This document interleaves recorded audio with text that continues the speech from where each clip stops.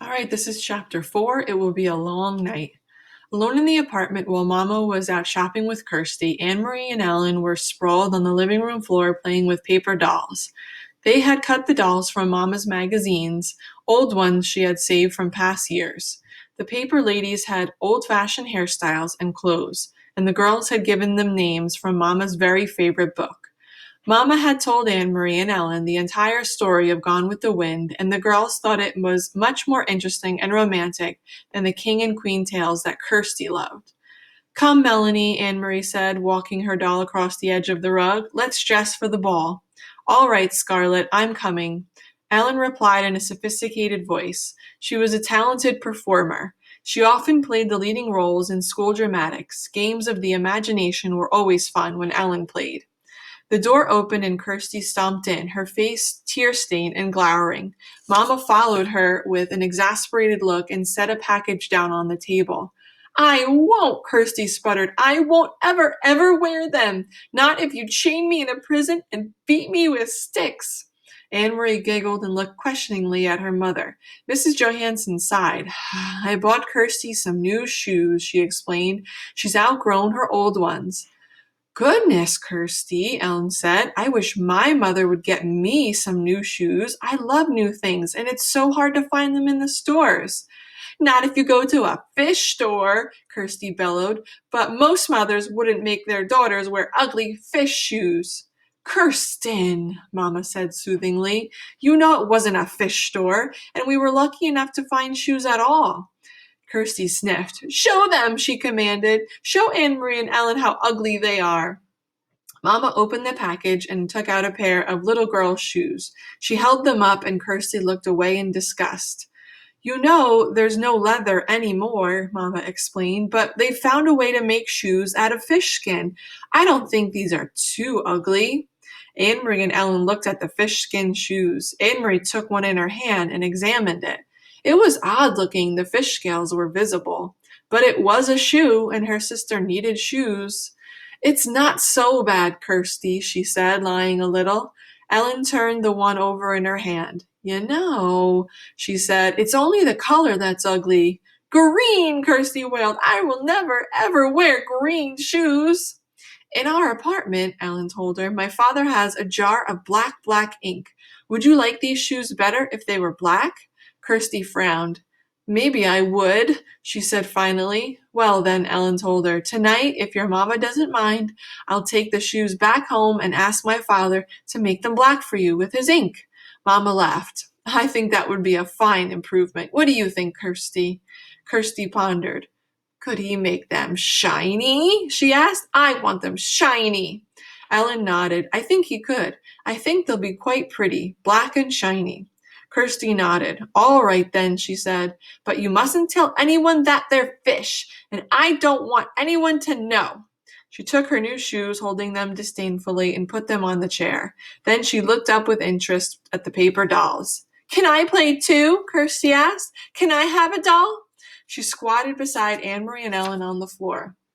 Sometimes Anne Marie thought Kirsty was such a pest, always butting in, but the apartment was small. There was no other place for Kirsty to play, and if they told her to go away, Mama would scold. Here, Anne Marie said, and handed her sister a cutout little girl doll. We're playing Gone with the Wind. Melanie and Scarlet are going to a ball. You can be Bonnie. She's Scarlet's daughter. Kirsty danced her doll up and down happily. I'm going to the ball, she announced in a high pretend voice. Ellen giggled. A little girl wouldn't go to a ball. Let's make them go someplace else. Let's make them go to Tivoli. Tivoli? Anne-Marie began to laugh. That's in Copenhagen. Gone with the Wind is in America. Tivoli, Tivoli, Tivoli, little Kirsty sang, twirling her doll in a circle. It doesn't matter because it's only a game anyway, Ellen pointed out. Tivoli can be over there, by that chair. Come, Scarlet, she said, using her doll voice. We shall go to Tivoli and dance and watch the fireworks, and maybe there will be some handsome men there. Bring your silly daughter Bonnie, and she can ride on the carousel. Anne-Marie grinned and walked her Scarlet toward that chair that Ellen had designated as Tivoli. She loved Tivoli Gardens. In the heart of Copenhagen, her parents had taken her there often when she was a little girl. She remembered the music and the brightly colored lights, the carousel and ice cream, and especially the magnificent fireworks in the evenings. The huge colored splashes and bursts of light in the evening sky. I remember the fireworks best of all, she commented to Ellen. Me too, Kirsty said. I remember the fireworks. Silly, Anne-Marie scoffed. You never saw the fireworks. Tivoli Gardens was closed now. The German occupation forces had burned part of it, perhaps as a way of punishing the fun-loving Danes for their light-hearted pleasures. Kirsty drew herself up, her small shoulders stiff. I did too, she said belligerently. It was my birthday. I woke up in the night and I could hear the booms, and there were lights in the sky. Mama said it was fireworks for my birthday. Then Anne-Marie remembered. Kirsty's birthday was in late August, and that night, only a month before, she too had been awakened and frightened by the sound of explosions. Kirsty was right. The sky in the southeast had been ablaze, and Mama had comforted her by calling it a birthday celebration. Imagine such fireworks for a little girl 5 years old, Mama had said, sitting on their bed, holding the dark curtain aside to look through the window at the lighted sky. The next evening's newspaper had told the sad truth. The Danes had destroyed their own naval fleet, blowing up vessels one by one, and the Germans approached to take over the ships for their own use. How sad the king must be, Anne-Marie had heard Mama say to Papa when they read the news. How proud, Papa had replied. It had made Anne-Marie feel sad and proud, too, to picture the tall, aging king, perhaps with tears in his blue eyes, as he looked at the remains of his small navy, which now lay submerged and broken in the harbor. I don't want to play any more, Ellen, she said suddenly and put her paper doll on the table. I have to go home anyway, Ellen said. I have to help Mama with the house cleaning. Thursday is our New Year. Did you know that? Why is it yours? asked Kirsty. Isn't it our New Year too? No, it's the Jewish New Year. That's just for us. But if you want, Kirsty, you can come that night and watch Mama light the candles. Anne-Marie and Kirsty had often been invited to watch Mrs. Rosen light the Sabbath candles on Friday evenings. She covered her head with a cloth and said a special prayer in Hebrew as she did so. Anne-Marie always stood very quietly, awed to watch. Even Kirsty, usually a chatterbox, was always still at that time. They didn't understand the words or the meaning, but they could feel what a special time it was for the Rosens. Yes, Kirsty agreed happily. I'll come and watch your Mama light the candles, and I'll wear my new black shoes. But this time was to be different. Leaving for school on Thursday with her sister, Anne-Marie saw the Rosens walking to the synagogue early in the morning, dressed in their best clothes. She waved to Ellen, who waved back happily back. Lucky Ellen, Anne-Marie said to Kirsty. She doesn't have to go to school today, but she probably has to sit very, very still like we do in church, Kirsty pointed out. That's no fun. That afternoon, Mrs. Rosen knocked at their door but didn't come inside. Instead, she spoke for a long time in a hurried, tense voice to Anne-Marie's mother in the hall. When Mama returned, her face was worried, but her voice was cheerful. Girls, she said, we have a nice surprise. Tonight, Ellen will be coming to stay overnight and to be our guest for a few days. It isn't often we have a visitor. Kirsty clapped her hands in delight. But Mama, Anne-Marie said in dismay, it's their New Year. They're going to have a celebration at home. Ellen told me that her mother managed to get a chicken someplace and she was going to roast it for their first roast chicken in a year or more. Their plans have changed, Mama said briskly. Mr. and Mrs. Rosen have been called away to visit some relatives, so Ellen will stay with us. Now, let's get busy and put clean sheets on your bed. Kirsty, you may sleep with Mama and Papa tonight, and we'll let the big girls giggle together by themselves. Kirsty pouted, and it was clear that she was about to argue. Mama will tell you a very special story tonight, her mother said, one just for you. About a king? Kirsty asked dubiously. About a king, if you wish, Mama replied. All right, then, but there must be a queen, too, Kirsty said.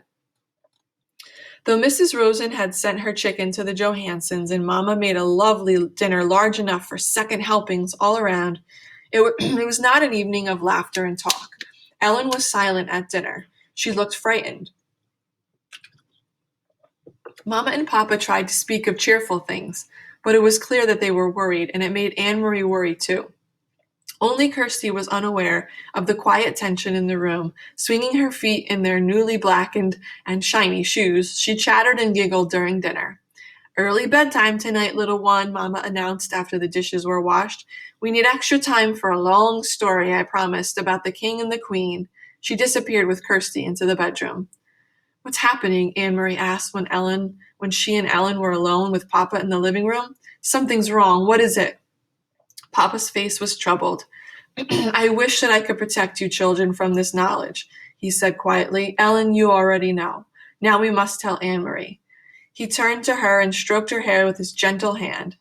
This morning at the synagogue, the rabbi told his congregation that the Nazis had taken the synagogue lists of all the Jews, where they live, what their names are. Of course, the Rosens were on that list, along with many others. Why? Why did they want those names?